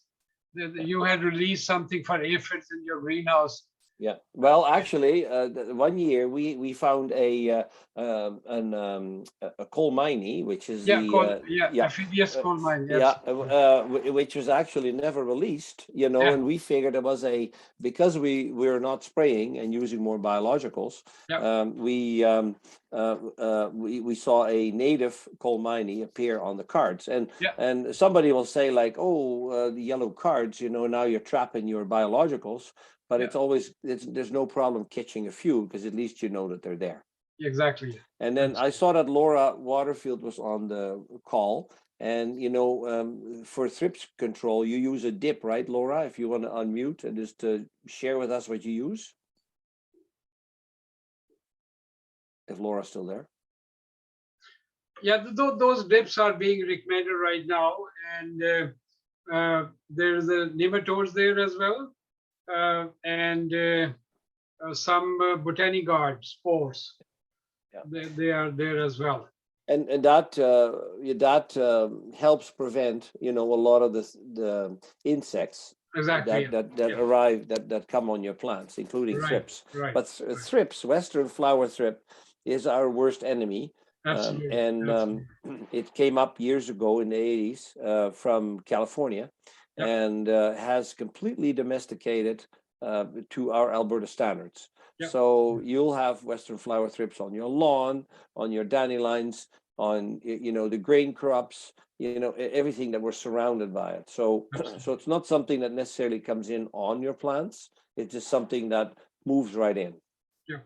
And outside, of course, in May, when you start opening your vent, then your onion thrips come into the grease. So having sticky traps around during the season is always a good idea, so that you could see them and monitor them. Yeah. So, Michael, all yours. We are. Well, no, I've talked quite a bit already. I shared my slide about the calcium deficiency. We sent a MailChimp, a newsletter, to everybody that subscribes to our newsletter, which is about 400 or 500 people. And where we talk about what your temperature should be like in your greenhouse. And we can email you one of those charts if you send an email to partners at, oops, no space. Michael, a question: where do you buy your sticky traps nowadays? I buy my supplier for biologicals. We use Bios, is Koppert, Koppert, and they sell yellow sticky cards as well. And Nutrien Evergrow sells a smaller one, which is was also very nice. So most suppliers, Professional Gardener will have them.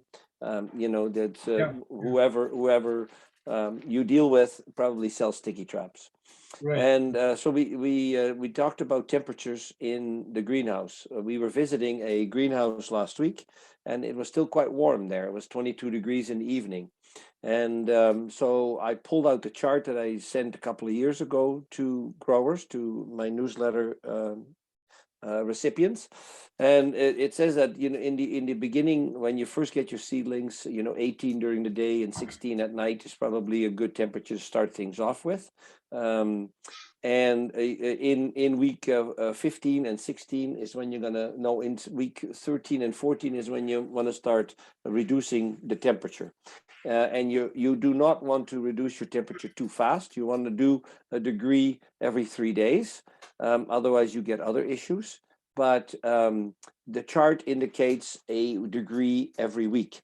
So the chart has that in week 17, which we're in right now, we should be at about 12 degrees at night and 14 during the day. So, you know, if your temperature is not like that at the moment, and, you know, that feels chilly to us, so we're going to have to put on a sweater on a cool day, but your plants are going to love it. You're going to get shorter internodes. You're going to get darker green product, you know, that is less floppy and soft. So if you are not at those temperatures, then you cannot start just dropping your temperature right now. You still have to do it gradual. The fastest you can drop your temperature is 1 degree every 3 days. So if you're too warm, then you know, start cranking down the thermostat. And it's fine if you have just a single stage thermostat. If you have a single stage thermostat, it's quite fine to have you know, to do it in the morning. You know, crank it up a little bit in the morning. You know, at night, when you go to bed, crank it down a couple of degrees. That's all you really need. So that's all that I have, Mirza, and that's all Yeah, you had. good point on temperature. What I like to add is that what Michael was saying, that your 24-hour average temperature is very vital for plants. And like I was saying, that if you have plants which are rooting, so find an area which is warmer, devote a greenhouse where you could root them plants. But these are when plants are fully grown and you want to hold them, then these are the temperature. With the solar energy we get, sometimes it's difficult to maintain that kind of temperature in the daytime. And then we always recommend what we call DIF, the differential between day and night temperature. So we always say first 2 hours after sunrise, it is still cool outside, and you could lower your temperature 2 to 3 degrees compared to your night temperature just for 2 hours, say 12 to 14. That will pull your 24-hour average down, even though during the daytime your temperature is higher because of the solar gain. Because it all depends on your ventilation right now. A lot of solar energy is there, so difficult to maintain those temperatures. So always you could use a 2-hour diff, you see, that will pull your 24-hour average more close to 16, 18. That will keep them plant cool, you see. And real cool, of course, is in the cold frames. Plants are hardened off. You're using a calcium nitrate, potassium nitrate type fertilizer just to maintain the color on them. But temperature management, when I hear from people that there's a crop failure, temperature is generally one of the biggest factor. Don't use a night temperature which is warmer than the daytime. People think that nighttime, daytime plant do their photosynthesis. That's it. 16, 18 is the minimum temperature. And then at nighttime, they use that energy which they made, and that's a cooler temperature response, the reaction, you see. So always remember the night has to be cooler, 3 to 5 degrees cooler than the day temperature. And it could vary daily. There's no fixed rule. Based on the solar energy, what sort of temperature you got day one, today, for example, and then nighttime adjust accordingly. So to bring your 24-hour average down, but very powerful tool to manage your crops health as well. And like Michael said, ramping is important. Don't drop the temperature so rapidly that condensation is formed, then we are in bigger trouble. Yeah. So perfect. And then question to everybody.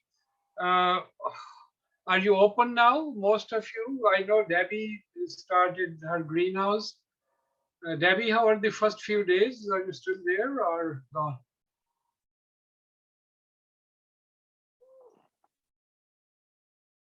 No, she's not there anymore. Yeah. It doesn't look like. Generally, I like to hear from people that are the greenhouse fully open now or still waiting?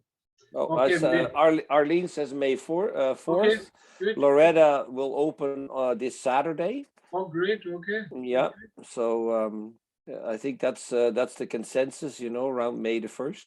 Yeah. So that I plan May 6th. Oh, good. So leading up to Mother's Day, I guess, is May long. Somebody's going to open on May long.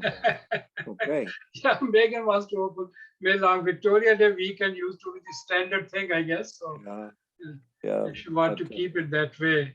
Yeah, that is the standard, and really, there is a lot of nights with frost yet, before then. Right. Lucien is May 7th. Yeah. So sometimes some people like May 7th, 1, 2. So that's kind of the middle towards the end of the week, closer to the weekend, right, is when people have a tendency to open up, I guess. Right. So right. ready for Mother's Day. That's great. Yeah. So excellent.